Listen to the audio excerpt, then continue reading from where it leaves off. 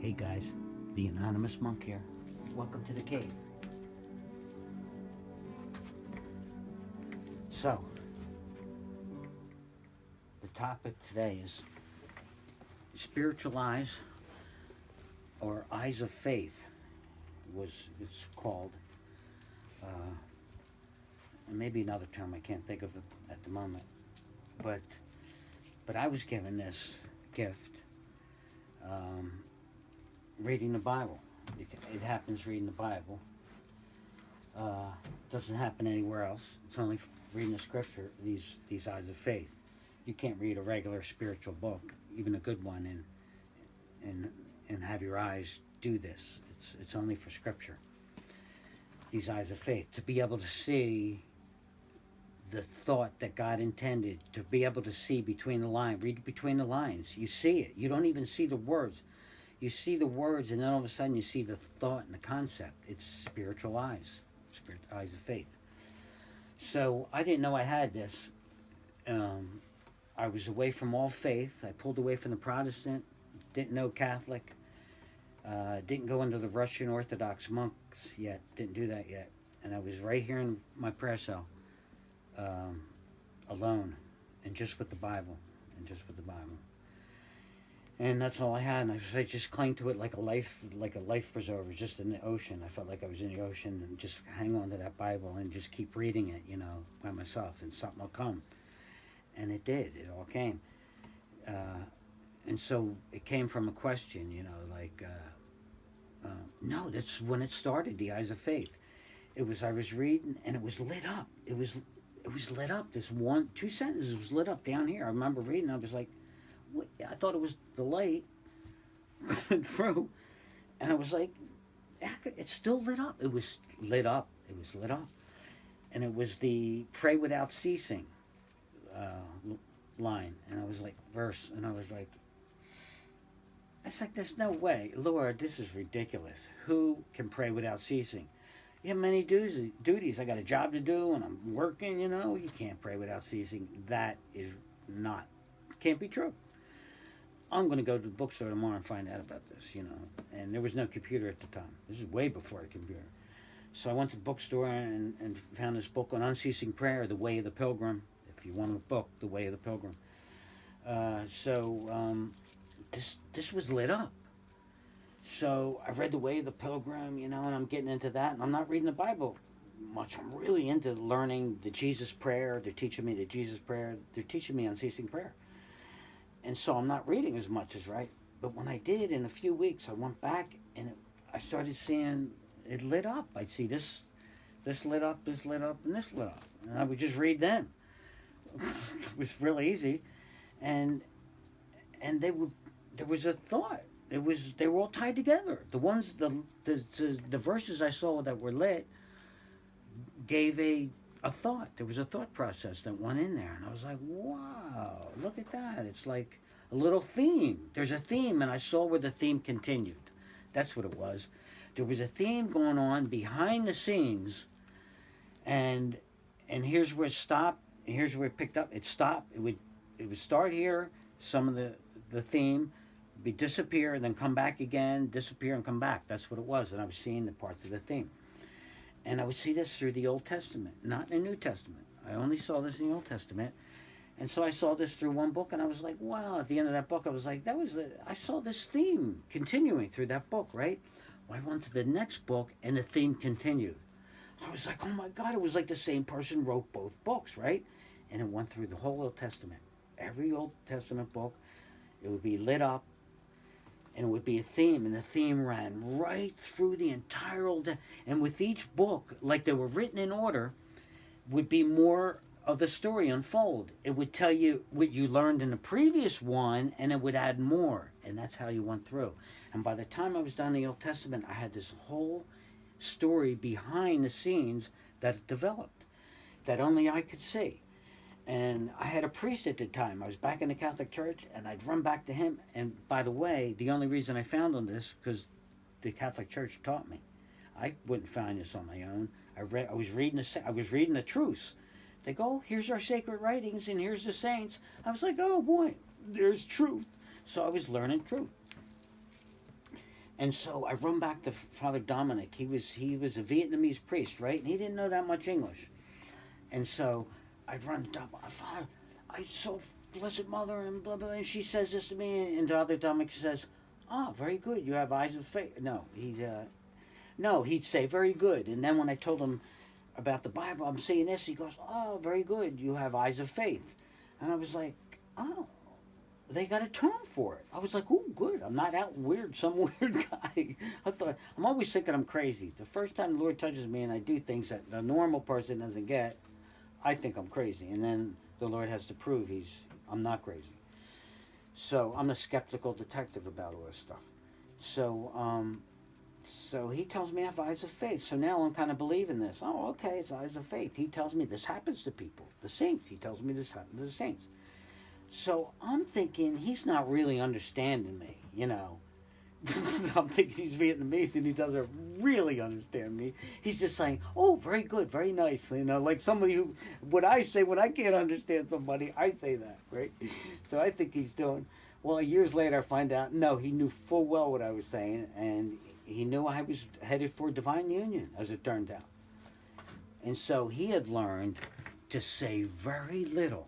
Oh my God, the Lord gave me the perfect people. See, if he gave me any knowledge, any information, say he gave me anything that I didn't know, he would influence my journey. That was my journey, was to have no influence. So when I had any uh, experience inside with God, I knew it was mine. You see? Nobody influenced me. And so the Lord wanted me to have a journey where I would have divine union and not know I had it until afterwards. And then run back and try to get it again, and you can't get it like you had it the first time. So I didn't know I had divine union until I read the words and by the saints. This is what happens when you have divine union. I read all the saints. After I read one had divine union, I read all the saints. I actually had validated every experience I had by the saints. This one had 7 in my experience. This one had 3. This one only had 1. But all the saints had some version of my experience. So over time, I got validated for all my experience. And no, it was like come to rest that it was the Lord. And that I'm one of them. That I'm a saint. That I got there. I just couldn't believe it. I worked hard on it. That was an intention of mine. That was an intention. 14 years. I wanted to be a saint. So I got there. I got there. With the Blessed Mother. Only with the Blessed Mother. And if you want, listen, you're going to do a saint by yourself. The pride that would come along like a gorilla on your back. How could you have divine union with a gorilla on your back, all pride? Because if you did this yourself, you couldn't help but have pride. But when you do this with the Blessed Mother doing every step of the way, you feel humble and you feel like you could do it. And when I got to God, you know what I said? He said, when I had divine union, you know what he said? Son, you're this little. In all the saints in the world, you're this little. How did you make it to there? And I said, Father, it wasn't me. It was the woman you gave me. It was her. She did everything. Let me see what time it is. Oh my God, I thought it was 18 minutes. Where was I? What am I talking about? It's 8 minutes. Lord, luckily I wrote down some. Finally, I'm learning. You say this is, you take, I don't know how many this is, 200 something. Finally said, do some notes here so when I get lost, you know. Because the spiritual mind is a teacher. This is what a teacher does. A guru, any guru that does the same thing. You'll watch anybody you're learning from. This is what happens. The mind that is teaching you a lesson has this as a goal. And then it's teaching you, it's going along. Oh, son, listen to my, you know. And then as it's telling you the story, to get its point across, it sees other things around it that will help, other facets around the truth that'll help you get the point, right? And the guru always goes off. It's a rabbit hole. If you get lost, like I am sometimes, you go off on a tangent, you forget to go back to the story. So I'm a little afraid of going down these things. But the thing is, when you go off on these tangents, these rabbit holes, if you could do a couple of them, when you're getting a point across, and you get a couple of them in, you see, this is how it works. Eternal truth. For you to know eternal truth, you have to experience it inside in contemplation. Okay? If I told you you didn't believe in reincarnation, I said there's reincarnation, I could tell you all about it. Okay, do you say, oh, that guy said there's reincarnation? Okay, no, you got to work it out, don't you, and validate it and stuff like that. All right, or I could tell you about the experience of it. Right, that's a little better. But basically, when you hear things, you have to weigh them out. You can't take them as a truth, as the gospel. You have to weigh them out. So, if I tell you something you already know, does that do anything for you? Absolutely nothing. If I tell you something that pisses you off and you question it, that is your key. That is your pearl to chase and find. That is your nugget of gold that if you chase it down, you can compress it with all your contemplation and open your hand and it'll be a diamond. That's how you do it when you're contemplative. Okay? So you chase your questions. Didn't you ever realize that? If you have a question, you're saying, I would know God and meet him and know everything, but this is in the way. And then you answer that and you're not closer to God, then what are you doing? Throwing up smoke screens? That's what a lot of people do with gurus. Any guru. You have the hecklers. Well, if a guru is doing a teaching, you have the guy that comes in and says, yeah, but this little baby kind of whiny thing, you know. But my mommy said this, right? Okay. Now, the guru, if he's a good one, will say, all right, son, if I answer that question, will you have a revelation? Will you be closer? Will this adjust your whole thinking and your base? Or will you just go on to another question without even thinking of the answer that I'm giving you? Watch people. Watch the guys who give those questions to people who are trying to give information and knowledge to somebody. Okay? Now watch them after they ask the question and watch when the answer is coming back and watch them. Are they intently listening? No. They're probably looking at something, thinking of another question or what they're going to answer them. So, what is your question? What's going on with that? So if you really have a question, go for that to get that answer. And that will give you another brick in your foundation of your spiritual pursuit of God. Because that's what a question is. And isn't it an obstacle to God? What else is an obstacle? Knowing what the world runs? Knowing how electricity runs? No, it's God. It's an obstacle to God. So if it gets answered, it should open up some doorways to you. If it's not, you're just throwing up smoke screens. You're just a secular mind trying to throw people off, red herrings. Yeah, but what about this? They're coming at you. Stop all your pleasure seeking. Come to the Lord, and you're like, yeah, what about this over here? But what about this? Yeah. But what about playing in the playground? And what about listening to the baseball game? And they don't want to know anything. They don't want to stop what they're doing. That's the basic thing. So they'll just throw all these things. Leave those to the people who want to learn. If you're like that, get out the room. Let the people who want to learn there. So you could see a group by the questions people ask. I was just at some event tonight with my wife and I I was the one that asked the most questions there. I just thought of that. And another weird thing, thinking about how you do things in life. This was weird. I was coming home the other day, and the guy stuck his political poster up on the corner where nobody's really living. Like he's just, you're not allowed to do that. You got to put it on the property where somebody gave you permission. So he's using the corner of a house that hardly anybody's in ever, as a staging ground for his political thing. And I was like, that's not right. I'm not going to have this. When this gets out of hand, you put one and then they're all over the street, right?